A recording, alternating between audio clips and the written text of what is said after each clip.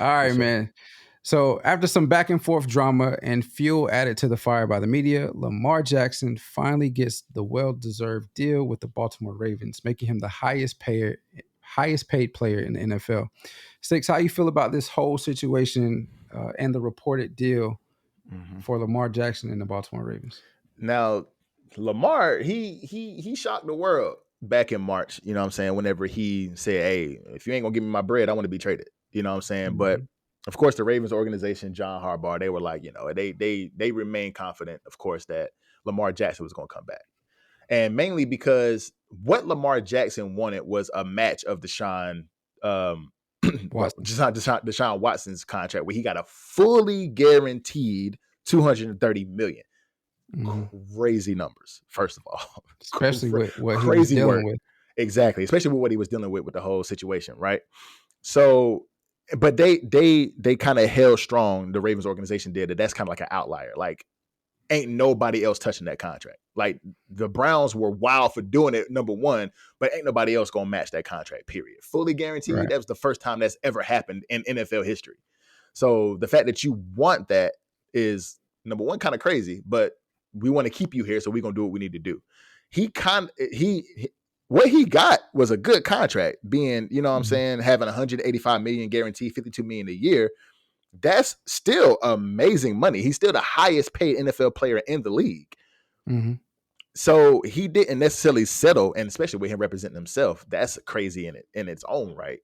But I feel like Commendable. commendable as hell. I couldn't have did it. I'd have been like, "Oh, you're trying to give me 150 guaranteed? Give me that. I'll take it. Yeah. I'll take it. I'll come back Yeah. and play." You know what I'm saying? But he just, it's he bet on himself and low key won. He bet on himself Mhm. and won. He did kind of what Dak Prescott did, but Dak Prescott ain't. Dak Prescott won, but he ain't been showing what he bet on himself about here recently. But Lamar Jackson is getting paid, and hopefully with him betting on himself these next coming years within this contract, he's going to show what he bet on himself for. Because this past year, I think he was just kind of going through the motions. He was hurt for the last half of the year, or didn't really want to come back and play because he was still contemplating what he was going to do as far as the offseason, because he was going to be a free agent, possibly franchise tag, which he was, and he was just holding out. Mhm. So I think he did a damn good job representing himself, and I think he did a damn good job getting the money that he did. Him But and his mom. him and his mom, correct. But what you think? How you think he did in this negotiation process? So first off, I'm glad he got the deal that he wanted. Mm-hmm. Um, and before I dive into him and what I think about it, I want to touch on something that you mentioned in your portion. Mm-hmm. It's crazy that the NFL is the only league where the contracts aren't guaranteed.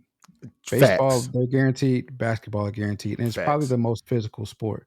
The I most. understand that the physicality of it is probably the reason why owners don't want to give guaranteed contracts. Mm-hmm. But you have to put more stock into guaranteed contracts of at least 80%. True.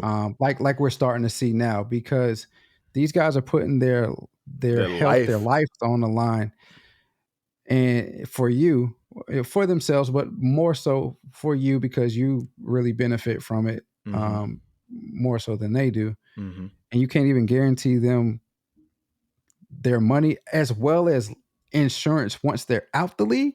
Facts. Facts. So with that being said, I'm glad that he got the contract that he wanted. I'm glad that he has 183 million of it out of the 260 guaranteed.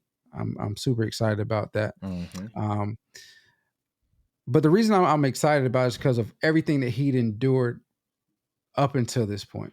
100%. At the combine, he had to answer all the questions about, is he going to switch positions, from reporters and from teams. No, sir, I'm a quarterback. Mm-hmm. After he had a decent rookie year and then MVP season, people still didn't think he was an NFL caliber quarterback. Mm-hmm. I was one of those individuals. I'm gonna be honest with you. I would say I was more so one of those individuals prior to him actually playing in NFL, because I did watch him play in college, and Mm-hmm. he was not that accurate. He was what we are talking about with Anthony Anthony Richardson. Richardson, You know what I exactly. mean? And so I think I was one of those individuals. I was too, no lie. He has a 73 he has a 73% win percentage. That doesn't make sense the way it says, but that's how you say it. Mhm.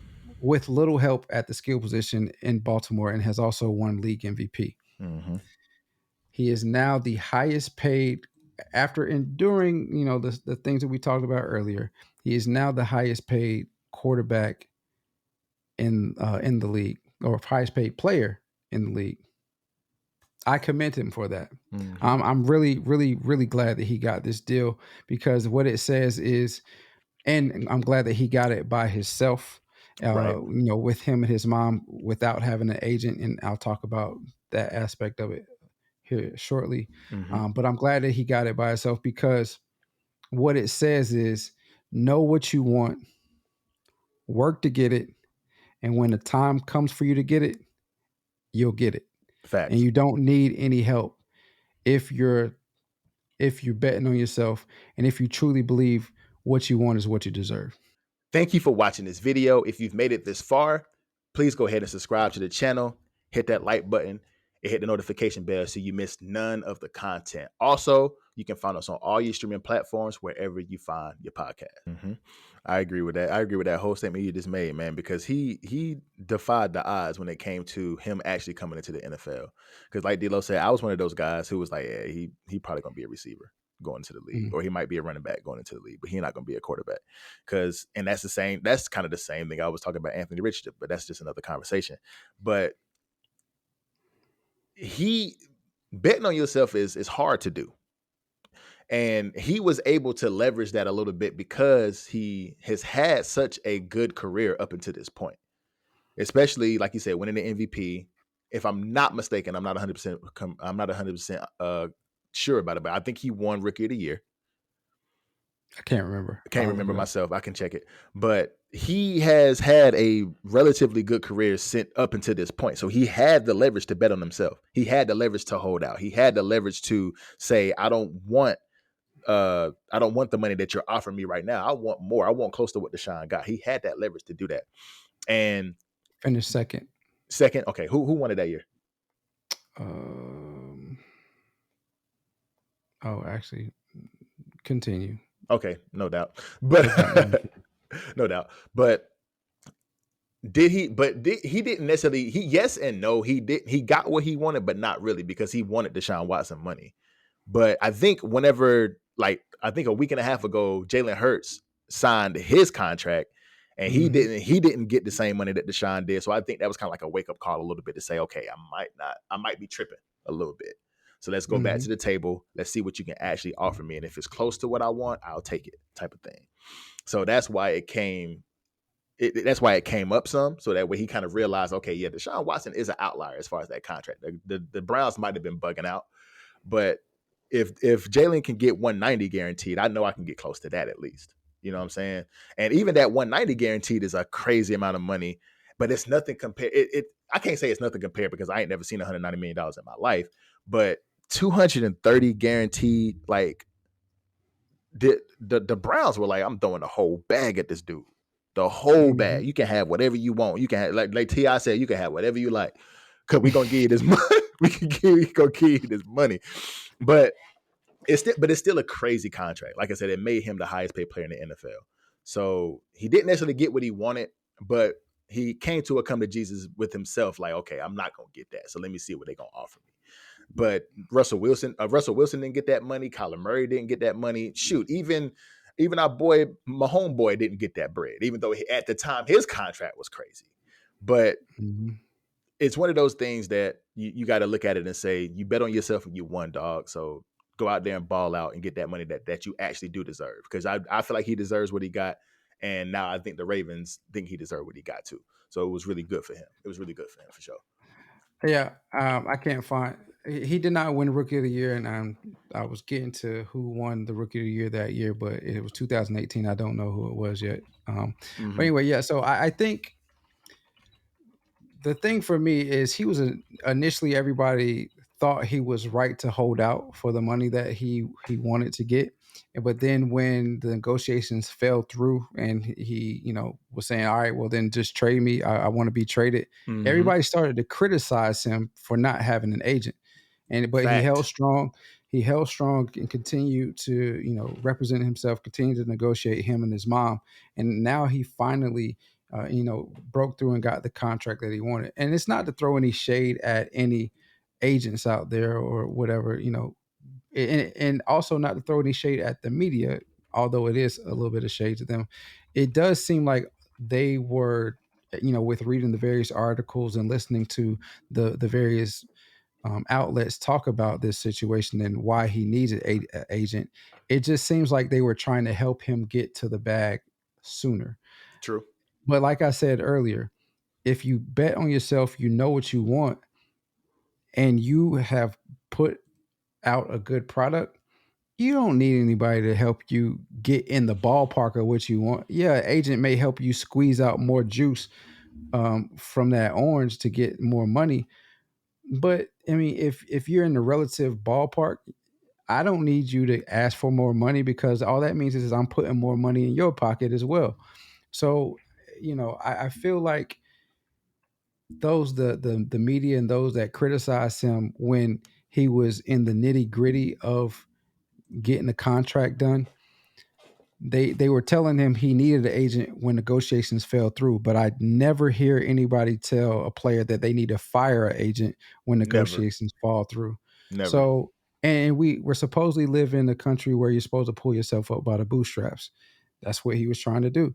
He's trying to Mm-hmm. do everything, himself, keep it within his family, within his network of people, and that's what he's done. And I'm so proud of him doing this, because if you know much about Lamar Jackson, you know where he came from, Mm-hmm. the circumstances that he went through to get to Louisville, and to get to where he is now. Always been an athlete, but just had some issues, and not anything major, just some challenges that he had. Yeah, some challenges he had to And overcome. yeah, and so to be where he is now, to have the money that he is, to be the highest paid player that he um, is great. But it also signals a changing of the guard that he's the highest paid player, because I did a little bit of research, and we already talked about the three draft picks, Mm-hmm. quarterbacks that were drafted in the first round. Mm-hmm. Well, we talked about how maybe black quarterbacks are now being seen more of a pro A style commodity. Yep. quarterback, commodity, rather than saying, yeah, he may be good, he may not be good. Mm-hmm. Now they're getting the chances, like a Lamar Jackson, like an Anthony Richardson. They're in the highest paid quarterbacks in the league. Just and throw it out there, the highest paid quarterbacks in the league, the highest top 10 quarterbacks. What percentage do you think are black? Just off a quick guess. Half of them, at least. 70%. 7 of them. So Okay, got you. 7 out of the 10 quarterbacks, highest paid quarterbacks in the league, are black. Jalen just signed a major deal. Lamar Jackson, a few days later, a week later, came over and topped that. Out of those 7 quarterbacks, 3 of them have played in the Super Bowl. 2 of them have won the Super Bowl. Mm-hmm. One of them have won it multiple times. Patrick Got Mahomes. you, Mahomes.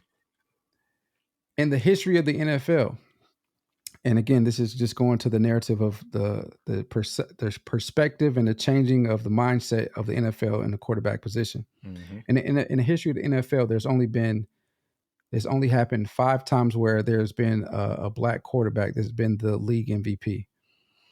Since 2015, 4 of those MVPs have come in that time frame.